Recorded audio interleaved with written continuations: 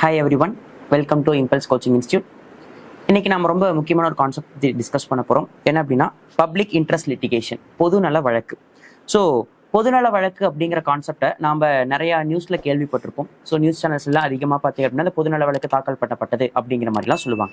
So அந்த பொதுநல வழக்குன்னா என்ன, பப்ளிக் இன்ட்ரெஸ்ட் லிட்டிகேஷனா என்ன, ஸோ எந்த மாதிரியான கேசஸ்க்கு இந்த பொதுநல வழக்கு தாக்கல் பண்ண முடியும், ஸோ யார் அந்த வழக்கை தாக்கல் பண்ண முடியும், இந்தியாவில் சமீபத்தில் நடந்த முக்கியமான பொதுநல வழக்குகள் என்னென்ன அப்படிங்கிறத இந்த வீடியோவில் நம்ம டிஸ்கஸ் பண்ண போகிறோம். பிளஸ் அடிஷனலாக பார்த்தீங்க அப்படின்னா இந்தியன் பீனல் கோட் அப்படின்னு சொல்லக்கூடிய இந்திய தண்டனை சட்டம், ஸோ அதை பற்றியும் இந்த வீடியோவில் நம்ம டிஸ்கஸ் பண்ண போகிறோம். ஸோ பொதுநல வழக்கு, ஸோ பொதுமக்களினுடைய நலனுக்காக இந்தியாவில் இருக்கக்கூடிய எந்த ஒரு சிட்டிசன் வேணாலும், எந்த ஒரு குடிமகன் வேணாலும் ஃபார் பப்ளிக் கேஸ், பொதுமக்களுடைய நலனுக்காக தாக்கல் பண்ணக்கூடிய வழக்கத்தான் நம்ம என்னன்னு சொல்றோம் அப்படின்னா பொதுநல வழக்கு அப்படின்னு சொல்றோம். அப்படி இந்தியாவில் இருக்கிற எந்த ஒரு சிட்டிசனும் மொத்தம் 3 விதமான பவர்ஸ் யூஸ் பண்ணி இந்த வழக்கை தாக்கல் பண்ணலாம். ஸோ எந்த 3 பவர்ஸ் அப்படின்னா, first one under the article 32 by supreme court. So விதி 32 பயன்படுத்தி உச்சநீதிமன்றத்தில் இந்த பொதுநல வழக்கு அப்படிங்கிறத தாக்கல் பண்ணலாம். ஸோ ஆர்டிகல் 32 அப்படிங்கிறது நமக்கு கொடுத்திருக்கக்கூடிய ஃபண்டமெண்டல் ரைட்ஸ், அடிப்படை உரிமைகள்ல ஒன்று. So right to constitutional remedies அப்படின்னு சொல்லக்கூடிய அரசியலமைப்பு வாயிலான தீர்வு உரிமை. ஸோ நமக்கு ஏதாவது அடிப்படை உரிமை கிடைக்கல அப்படிங்கிற பட்சத்தில் நம்ம உச்சநீதிமன்றத்தை நாடி நம்மளுடைய அடிப்படை உரிமைகளை கேட்டு பெறலாம். ஸோ அப்படி ஆர்டிகல் 32 படி நம்ம என்ன பண்ணலாம், உச்சநீதிமன்றத்திலையும் இந்த பொதுநல வழக்குகள் அப்படிங்கிறத தாக்கல் பண்ணலாம் அப்படிங்கிறாங்க. நெக்ஸ்ட் அடுத்தது அண்டர் ஆர்டிகல் 226 இந்த ஹைகோர்ட். ஸோ விதி 226 பயன்படுத்தி உயர்நீதிமன்றத்தில் நாம் என்ன பண்ணலாம் அப்படின்னா இந்த பொதுநல வழக்கு அப்படிங்கிறத தாக்கல் பண்ணலாம். அண்ட் தென் மூணாவது under the section 133 of the criminal procedure code, குற்றவியல் நடைமுறை சட்டத்தினுடைய 133வது சட்டத்தின் படியும் பொதுநல வழக்கு அப்படிங்கிறத தாக்கல் பண்ணலாம். உச்சநீதிமன்றத்தை ஆர்டிகல் 32 பயன்படுத்தியும், ஹைகோர்ட்னா ஆர்டிகல் 226 பயன்படுத்தியும், கிரிமினல் ப்ரொசீஜர் கோட்னு சொல்லக்கூடிய குற்றவியல் நடைமுறை சட்டத்தின் விதி 133 பயன்படுத்தியும் இந்தியாவில் இருக்கிற எந்த ஒரு குடிமகன் வேணுமானாலும் பொதுநலன் கருதி இந்த பொதுநல வழக்கு அப்படிங்கிறத தாக்கல் பண்ண முடியும். அப்படி எந்த மாதிரியான விஷயங்களுக்கு பொதுநல வழக்கு தாக்கல் பண்ண முடியும் அப்படிங்கிறத பல கேட்டகரிஸ்ல உச்சநீதிமன்றமே வரையறுத்து சொல்லியிருக்கிறாங்க. அப்படி எந்தெந்த விஷயங்கள் எல்லாம் இதை நம்ம தாக்கல் பண்ணலாம் அப்படின்னா, with respect to bonded labour matters, கொத்தடிமை தொழிலாளர்கள் முறை சம்பந்தமா ஏதாவது பொதுநல வழக்கு நம்மளால தாக்கல் பண்ண முடியும். ஒரு இடத்துல வந்துட்டு கொத்தடிமைகளாக குழந்தைகளை வச்சிருக்காங்க, இல்ல கொத்தடிமையாக தொழிலாளர்கள் இருக்கிறாங்க அப்படிங்கிற பட்சத்துல அந்த இடத்துக்கு நம்ம என்ன பண்ணலாம்னா பொதுநல வழக்கு தாக்கல் பண்ணி இந்த மாதிரியான விஷயங்கள்ல இருந்து அவங்கள சேஃப் பண்ணலாம். ஸோ பாண்டட் லேபர் மேட்டர்ஸ், கொத்தடிமை தொழிலாளர்கள் முறை. நெக்ஸ்ட் நெக்லெக்டட் சில்ட்ரன், ஆதரவற்ற அல்லது கைவிடப்பட்ட குழந்தைகள் சார்ந்த விஷயங்களுக்கு. Next non payment of minimum wages. So நம்மளுடைய அரசாங்கமே குறைந்தபட்ச ஊதிய சட்டம் போட்டு குறைந்தபட்சம் இவ்வளவு ஊதியமாவது வழங்கணும் அப்படிங்கிறத பிறப்பிச்சிருக்காங்க உத்தரவா. ஆனா பாத்தீங்க அப்படின்னா ஒரு சில இடங்கள்ல அந்த குறைந்தபட்ச ஊதியத்துக்கும் குறைவான சேலரி தான் கொடுப்பாங்க. ஸோ அப்போ மினிமம் வேஜஸ்ன்னு சொல்லக்கூடிய குறைந்தபட்ச ஊதியம் யாருக்கு வழங்கப்படலையோ, ஸோ அவங்க அந்த மாதிரியான கேசஸ்ல பாத்தீங்க அப்படின்னா நாம் இந்த பப்ளிக் இன்ட்ரெஸ்ட் லிட்டிகேஷன் சொல்லக்கூடிய பொதுநல வழக்கை தாக்கல் பண்ணலாம்.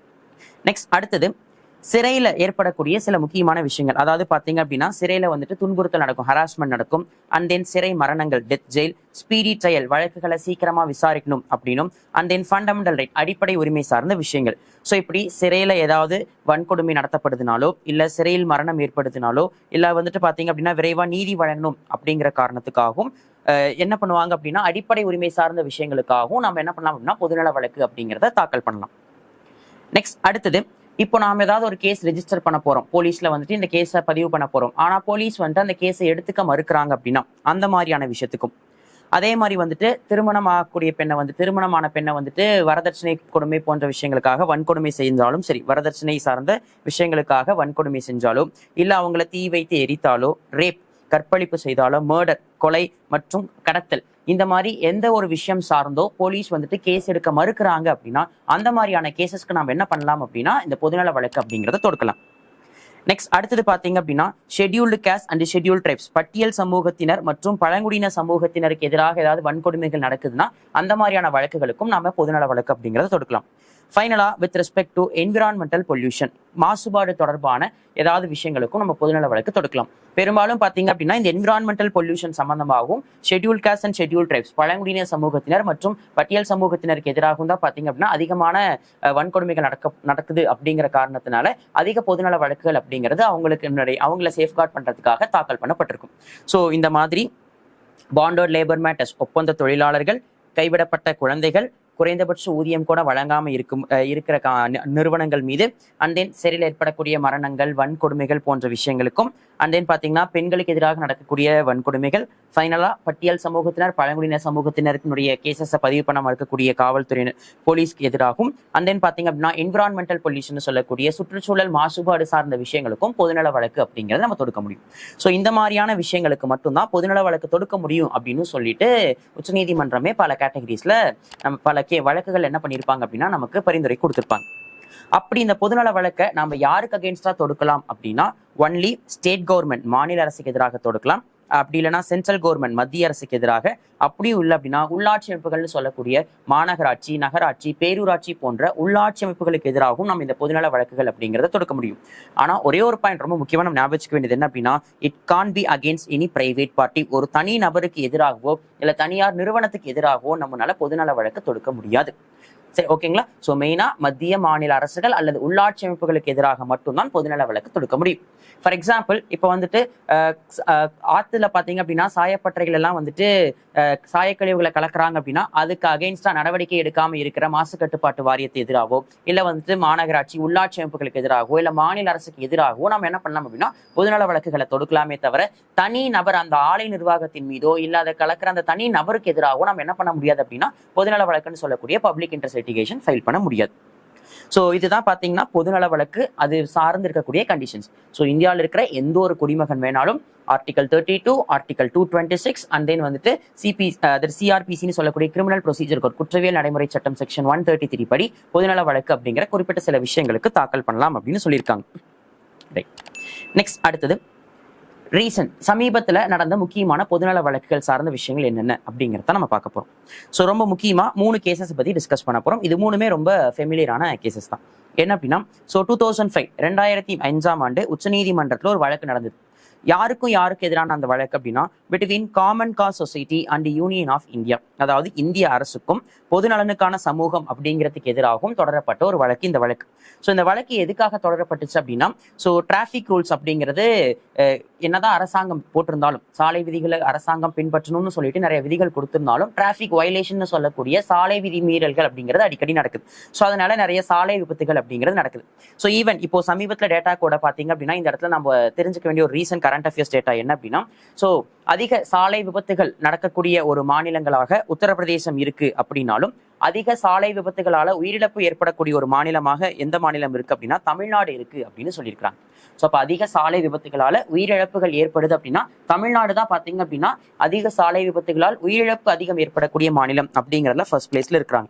ஆனா அதிக சாலை விபத்துகள் நடக்கக்கூடிய மாநிலம் அப்படிங்கும் போது உத்தரப்பிரதேசம் இருக்காங்க. ஸோ அப்படி அந்த சாலை விதிமீறல்கள், டிராஃபிக் ரூல்ஸ் வயலேட் பண்றதுனால டிராஃபிக் ரோட் ஆக்சிடென்ட்ஸ் அதிகமாக நடக்குது அப்படிங்கிறதுக்கு எதிராக தொடுக்கப்பட்ட ஒரு வழக்கு தான் வந்துட்டு 2005 காமன் காஸ் சொசைட்டி, பொதுநலனுக்கான சமூகம் விசஸ் இந்திய அரசுக்கு எதிராக நடத்தப்பட்ட வழக்கு இந்தியா 2005 கொண்டு தொடரப்பட்ட வழக்கு. நெக்ஸ்ட் அடுத்தது 2010 in 2010 சங்கம்லால் Pandey versus state of Uttar Pradesh. Uttar Pradesh மாநிலத்துக்கும் சங்கம்லால் பாண்டே அப்படிங்கிறவங்களுக்கும் இடையே நடந்த ஒரு வழக்கு தான் பார்த்தீங்க அப்படின்னா இந்த வழக்கு. ஸோ இந்த வழக்கு லக்னோ உயர்நீதிமன்றம், தட் இஸ் உத்தரப்பிரதேச மாநிலத்தினுடைய அலகாபாத் உயர்நீதிமன்றத்தினுடைய பெஞ்ச் அமர்வா இருக்கக்கூடிய லக்னோ உயர்நீதிமன்றம். ஸோ உத்தரப்பிரதேசத்தினுடைய உயர்நீதிமன்றம் அலகாபாத்ல இருக்கு. ஸோ அந்த அலகாபாத் உயர்நீதிமன்றத்தினுடைய கிளை லக்னோல இருக்கு. ஸோ இந்த லக்னோ பெஞ்ச் ஹைகோர்ட் என்ன சொல்லியிருப்பாங்க அப்படின்னா, ஸோ கன்ஷிராம் அப்படிங்கிறவருடைய நினைவிடத்துக்கு பக்கத்துல எந்த விதமான கன்ஸ்ட்ரக்ஷன்ஸையும் என்ன பண்ணக்கூடாது அப்படின்னா நடத்தக்கூடாது, எந்த விதமான கட்டுமானங்களுக்கும் அனுமதி தரக்கூடாது அப்படின்னு சொல்லிட்டு தடை அப்படிங்கிறத விதிச்சிருப்பாங்க. ஸோ யார் இந்த கன்ஷிராம் அப்படின்னா பகுஜன் சமாஜ் பார்ட்டி அப்படின்னு சொல்லக்கூடிய இப்போ அதனுடைய தலைவராக மாயாவதி இருக்கிறாங்க. அந்த பகுஜன் சமாஜ் கட்சியை நிறுவியவர் தான் யார் அப்படின்னா கன்ஷிராம் அப்படின்னு சொல்லக்கூடியவர். ஸோ இந்த கன்ஷிராமுடைய நினைவிடத்தை சுத்தி எந்த விதமான கட்டுமானங்களுக்கும் அனுமதி கிடையாது, அதுக்கு குறிப்பிட்ட நாள் தடை விதிக்கப்படும் அப்படின்னு பொதுநலன் கருதி இந்த வழக்கு அப்படிங்கிறது தொடுக்கப்பட்டிருக்கும். அந்த வழக்குல லக்னோ பெஞ்ச் உயர்நீதிமன்றம் இந்த தீர்ப்புங்கிறத வழங்கியிருப்பாங்க. நெக்ஸ்ட் 1989 ரொம்ப ரொம்ப முக்கியமான ஒரு case, Parmanand Kataria versus union of India. ஒன்றிய அரசுக்கும் பர்மானந்த் கத்தாரியாவுக்கு இடையில நடந்த முக்கியமான ஒரு வழக்கு. ஸோ இந்த கேஸ் என்ன கேஸ் அப்படின்னா, இப்போ யாருக்காவது ஆக்சிடென்ட் ஆயிருச்சு அப்படின்னா மருத்துவமனைக்கு நம்ம கூட்டிட்டு போறோம். ஆனா பாத்தீங்கன்னா நம்ம நிறைய படங்கள்ல பார்த்த மாதிரி வந்துட்டு போலீஸ் கேஸ் ஸோ போலீஸ்கிட்ட இன்ஃபார்ம் பண்ணிட்டு வந்தா தான் நாங்கள் ட்ரீட்மெண்ட் எடுப்போம் அப்படின்னு சொல்லுவாங்க. இதனால நிறைய உயிர் வந்துட்டு போயிருக்கும். ஸோ எமர்ஜென்சி சுச்சுவேஷன்ஸ்ல ட்ரீட்மெண்ட் பண்ணாம இருந்திருப்பாங்கன்னு சொல்லிட்டு. ஆனா இந்த பர்மானந்த் கத்தாரியா அப்படிங்கிறவர் தொடுத்த இந்த வழக்குல இந்திய அரசுக்கும் பர்மானந்த் கத்தாரியாவுக்கும் இடையில் நடந்த அந்த வழக்குல உச்சநீதிமன்றம் என்ன தீர்ப்பு சொன்னாங்க அப்படின்னா, தட் இஸ் எமர்ஜென்சிக்காக மருத்துவமனைக்கு வரவங்க இந்த மாதிரி ஆக்சிடென்ட் கேசஸா இருந்தாலும் சரி, போலீஸ் ரெஜிஸ்டர் பண்ணக்கூடிய கேசஸா இருந்ததுன்னா நீங்க அதுக்காக வெயிட் பண்ணுங்கிற அவசியம் இல்லை.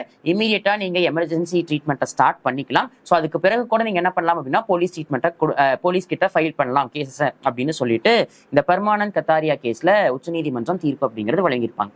ஸோ இது மூலியமா போலீஸ் கேஸ் ரெஜிஸ்டர் பண்ணி ஆக வேண்டிய முக்கியமான கேசஸா இருந்தாலும் பரவாயில்ல, முதல்ல ஹாஸ்பிட்டல்ஸ்ல ட்ரீட்மெண்ட் கொடுத்ததுக்கு பிறகு அதுக்கு பிறகு என்ன பண்ணா போதும் அப்படின்னா போலீஸ்ல கேசஸ் ரெஜிஸ்டர் பண்ணா போதும் அப்படின்னு சொல்லியிருப்பாங்க. ஸோ இதெல்லாம் தான் பாத்தீங்க அப்படின்னா ரீசெண்டா நடந்த முக்கியமான பொதுநல வழக்குகள் அப்படின்னு சொல்லக்கூடிய இன்சிடென்ட்ஸ்.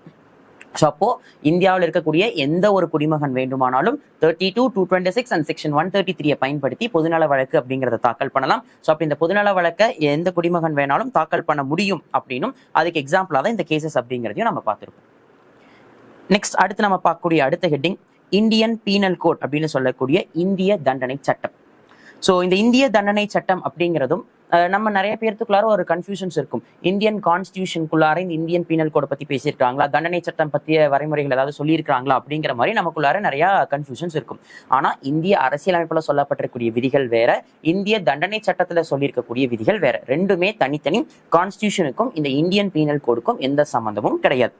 ஸோ அப்படி இந்த இந்தியன் பீனல் கோட்னு சொல்லக்கூடிய இந்திய தண்டனை சட்டம்னா என்ன அப்படிங்கிறத இப்ப நம்ம பார்க்க போறோம். ஸோ இந்த இந்தியன் பீனல் கோட் அப்படிங்கிறது which is the criminal code of India, அதாவது இந்தியாவினுடைய குற்றவியல் சட்டம்னு சொல்லலாம். ஸோ இந்தியாவில் எந்தெந்த குற்றத்திற்கு என்ன மாதிரியான தண்டனைகள் வழங்கப்படும் அப்படிங்கிறத தொகுத்து சொன்னதுதான் இந்த இந்தியன் பீனல் கோட் அப்படின்னு சொல்லக்கூடிய குற்றவியல் சட்டம். ஸோ ஒட்டுமொத்த இந்தியாவுக்குமான கிரிமினல் லாஸ் குற்றவியல் சட்டங்கள் எல்லாமே இதுல தொகுத்து வழங்கப்பட்டிருக்கும். ஸோ ஃபர்ஸ்ட் 1834 1834 பாத்தீங்க அப்படின்னா ஃபர்ஸ்ட் லா கமிஷன் முதல் சட்ட ஆணையம் உருவாக்கப்பட்டது. அந்த முதல் சட்ட ஆணையம் தான் 1834 என்ன பரிந்துரை கொடுத்திருப்பாங்க அப்படின்னா, ஒட்டுமொத்த இந்தியாவுக்கான கிரிமினல் கோடுன்னு சொல்லக்கூடிய குற்றவியல் சட்டத்தை வரையறை செய்யலாம் அப்படின்னு பரிந்துரைச்சிருப்பாங்க. 1834 உருவாக்கப்பட்ட ஆங்கிலேய இந்தியாவில் உருவாக்கப்பட்ட இந்த ஃபர்ஸ்ட் லா கமிஷன் முதல் சட்ட ஆணையம் அப்படிங்கிறவங்க தான் முதல்ல கிரிமினல் கோட் அப்படிங்கறத உருவாக்கலாம்னு பரிந்துரைச்சிருப்பாங்க. இவங்களுடைய பரிந்துரையின் அடிப்படையில இந்தியர் 1860 பாத்தீங்க அப்படின்னா இந்த என்ன பண்ணிருப்பாங்க அப்படின்னா பிரிட்டிஷ் கவர்மெண்ட் இந்த குற்றவியல் சட்டத்தை வரையறை செஞ்சுட்டு ஃபைனலா இன் 1862 1862 பாத்தீங்க அப்படின்னா இந்த குற்றவியல் நடைமுறை சட்டத்தை இம்ப்ளிமெண்ட் பண்ணியிருப்பாங்க. ஸோ 1834 ஃபர்ஸ்ட் லா கமிஷன் பரிந்துரைச்சிருப்பாங்க. 1860 வரையறை செஞ்சு 1862 என்ன பண்ணியிருப்பாங்க அப்படின்னா இந்த இந்தியன் பீனல் கோட்னு சொல்லக்கூடிய ஒட்டுமொத்த இந்தியாவினுடைய குற்றவியல்களுக்கான சட்டம் அப்படிங்கிறது நடைமுறைப்படுத்தப்பட்டிருக்கும். ஸோ இதனுடைய மெயினான நோக்கம் என்ன அப்படின்னா, தட் இஸ் ஒட்டுமொத்த இந்தியாவுக்கும் பொதுவான தண்டனைகளை வழங்கக்கூடியது, எந்த விதமான ஏற்றத்தாழ்வுகளும் இல்லாம முதல் குடிமகன்ல இருந்து கடைசி குடிமகன் வரைக்கும் எல்லாருக்குமே தப்பு பண்ணுனா ஒரே மாதிரியான தண்டனை தான் அப்படிங்கிறத வழங்குற மாதிரி ஒரு காமனான பொதுவான தண்டனை சட்டத்தை வழங்கக்கூடியதான் இந்த இந்தியன் பீனல் கோட் அப்படின்னு நம்ம சொல்றோம். ஸோ இந்த இந்தியன் பீனல் கோட் மூலியமா இந்தியாவுக்குட்பட்ட எந்த குடிமகனை வேணாலும் தண்டிக்கிறதுக்கு நமக்கு உரிமை அப்படிங்கிறது உண்டு. அவங்க தப்பு பண்ணியிருக்கிறாங்க அப்படின்னா இந்த இந்திய தண்டனை சட்டத்தின் மூலியமாக யாரை வேணாலும் தண்டிக்கிறதுக்கு நமக்கு முழு உரிமை இருக்கு. So it covers any person of Indian citizenship. இந்திய குடிமக்களை உள்ளடக்கிய அனைவருக்குமே இது பொருந்தும். யாரெல்லாம் இந்திய குடிமகனா இருக்காங்களோ அவங்க தப்பு பண்ணியிருந்தா அந்த தப்புக்கு ஏத்த மாதிரியான இந்த தண்டனை சட்டத்துல என்ன விதி சொல்லியிருக்கிறாங்களோ, என்ன சட்டம் சொல்லியிருக்கிறாங்களோ அதுக்கு ஏத்த மாதிரியான தண்டனை அப்படிங்கிறது அவங்களுக்கு வழங்கப்படும். It is applicable for all citizens of India. ஒட்டுமொத்த இந்தியாவில் இருக்கக்கூடிய அனைத்து குடிமகனுக்கும் இது பொருந்தும் அப்படிங்கிறாங்க. ஆனா இதுல சில பேருக்கு மட்டும் விதிவிலக்கு இருக்கு. யாருக்கு விதிவிலக்கு அப்படின்னா, to the military and armed forces, அதாவது இராணுவத்தினருக்கும் அது சார்ந்து இருக்கக்கூடிய படை வீரர்களுக்கு மட்டும் இந்த இந்திய தண்டனை சட்டத்திலிருந்து விலக்கு.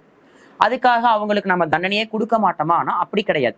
ஸோ அப்போ ராணுவத்தில் இருக்கக்கூடியவங்களுக்கும் படையில இருக்கக்கூடியவங்களுக்கும் யார் தண்டனை கொடுப்பாங்க அப்படின்னா, ராணுவ சட்டம் தனியாக ஏற்றப்பட்டிருக்கும். ஸோ மார்ஷியல்லான்னு சொல்லக்கூடிய ராணுவ சட்டங்கள் தனியா ஏற்றப்பட்டிருக்கும். ஸோ அந்த ராணுவ சட்டத்துல என்ன தண்டனை பரிந்துரைச்சிருக்காங்களோ அந்த தண்டனை தான் பாத்தீங்கன்னா ராணுவ வீரர்களுக்கு வழங்கப்படும்.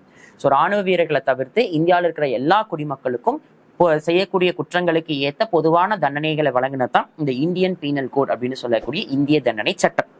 ஸோ மார்ஷியல் லா அப்படின்னு சொல்லிட்டு ராணுவ வீரர்களுக்குன்னு சொல்லி தனியாக ராணுவ சட்டங்கள் அப்படிங்கிறதும் வரையறுத்து சொல்லப்பட்டிருக்கு. பட் இந்த மார்ஷியல் லா பற்றியும் it was not mention in our constitution. நம்ம இந்திய அரசியலமைப்பு இந்த ராணுவ சட்டம் பற்றியும் எந்த விதமான விஷயங்களையும் வரையறுத்து சொன்னது கிடையாது. எப்படி ஐபிசியை பற்றி எதுவுமே சொல்லலையோ அதே மாதிரி தான் பார்த்தீங்கன்னா ராணுவ சட்டம் பற்றியும் கான்ஸ்டியூஷன் எதுவுமே பேசல.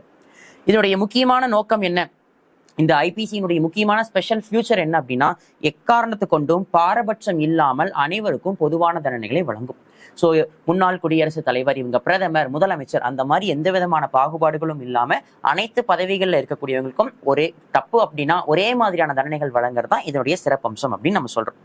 ஸோ இந்தியாவில் இருக்கக்கூடிய அரசு அலுவலர்கள், சாதாரண மனிதர்கள், நீதித்துறை சார்ந்தவர்கள்னு சொல்லிட்டு எல்லாருக்கும் இந்த தண்டனைகள் பொதுவானதாக அமைஞ்சிருக்கும்.